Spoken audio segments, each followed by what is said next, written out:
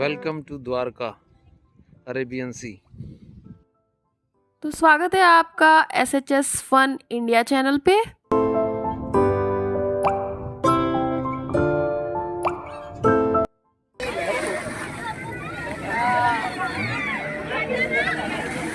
Friends, आज है मैं द्वारका नगरी में और ये है द्वारका का समंदर, अरब सागर। जी हाँ, ये वही है समंदर जिसमें सोने की नगरी द्वारका समा गई थी। अगर हम द्वारका के बीचेस की बात करें तो यहाँ का समंदर बहुत ही साफ़ सुथरा है। पानी कितना क्लीन दिख रहा है, साफ़ सफाई बहुत है और जितनी भी वाटर स्पोर्ट्स एक्टिविटी है वो सारी यहाँ पे होती हैं। द्वारका का समंदर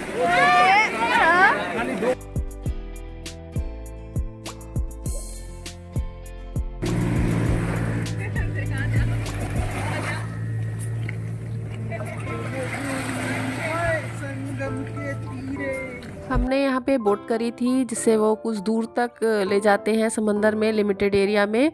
और यहाँ पे स्कूबा डाइविंग भी होती है जहाँ पे वो द्वारका के अवशेष वगैरह दिखाते हैं।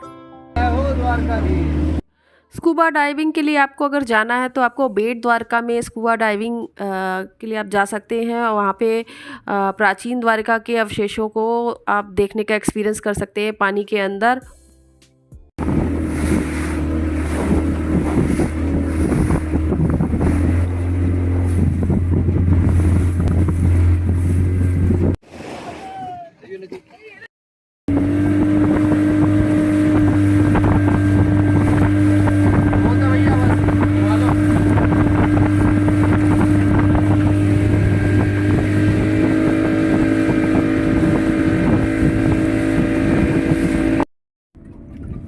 अरे हमें ये बैलेंस नहीं है ना, हिल रही है भैया। वो वेव्स आएंगे, वो हिलेगी।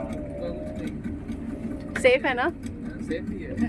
हमें डर लग रहा है, गहरा है। हे प्रभु, ये झंडा भी लगा है या इसके यहीं तक का लिमिट है, इससे आगे का नहीं है।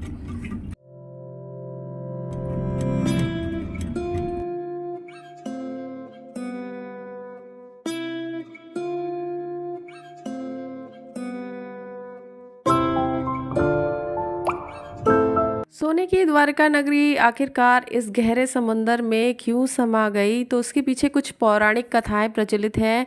महाभारत के युद्ध के बाद माता गांधारी ने श्री कृष्ण जी को श्राप दे दिया था कि जिस प्रकार से मेरा वंश का विनाश हो गया है उसी प्रकार से तुम्हारे वंश का भी ठीक 36 साल बाद विनाश हो जाएगा। भगवान श्री कृष्ण इस बारे में पहले से ही जानते थे, इसलिए उन्होंने माता गांधारी के इस श्राप को स्वीकार कर लिया।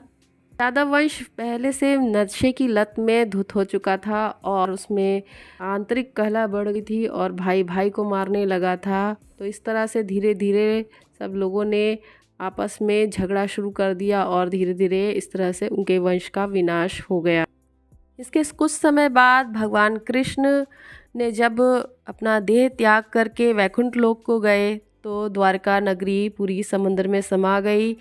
सिर्फ वह स्थान बचा जहाँ श्री कृष्ण निवास करते थे, जहाँ पे उनका द्वारकाधीश मंदिर है। बाकी की द्वारका नगरी समंदर में समा गई, डूब गई।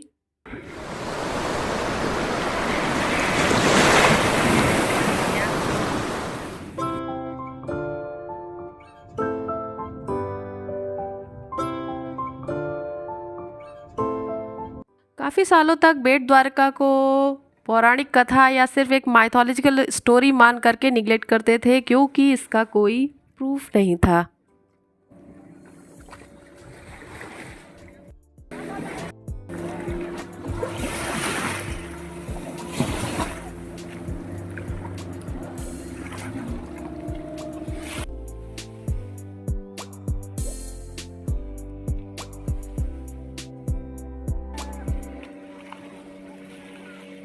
नाइनटीन 1979 में आर्कियोलॉजिस्ट डॉक्टर SR राव और उनकी टीम ने जब यहाँ पर खुदाई करी और खोज करी तो उनके सामने कई चौंकाने वाले तथ्य सामने आए और काफ़ी चीज़ें मिली, कई बर्तन मिले, दीवार मिली, पत्थर मिले। तो उनकी जांच के लिए, कार्बन डेटिंग के लिए विदेश भेजा गया। तो ऐसा पता चला कि ये 9000 साल पुराने हैं और इनकी बनावट महाभारत काल के द्वारका विवरण से मिलती जुलती है।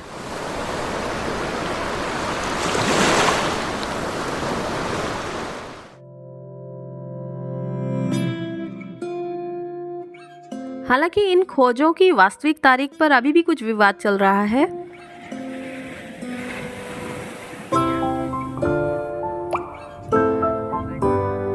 लेकिन इस खोज से यह प्रमाण मिलता है, ये प्रूफ है कि श्री कृष्ण जी की नगरी द्वारिका कोई काल्पनिक कहानी नहीं है, वह असल में मौजूद थी।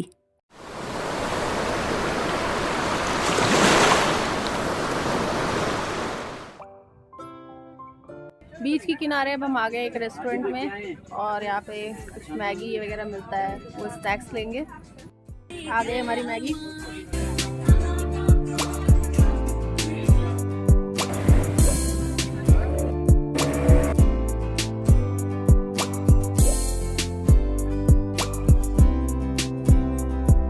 द्वारका से 70 से 75 किलोमीटर दूर मूल द्वारका धाम है।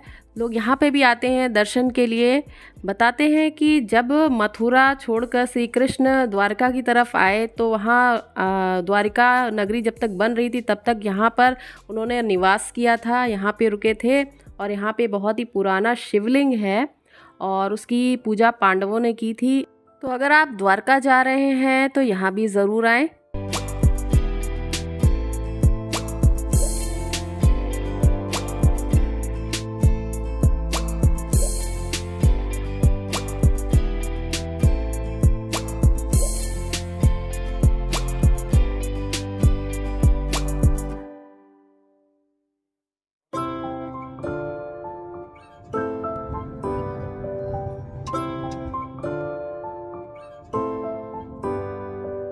अगर आपको वीडियो पसंद आया है तो वीडियो को लाइक करें और हमसे जुड़े रहने के लिए चैनल को सब्सक्राइब करें। Thanks for your time.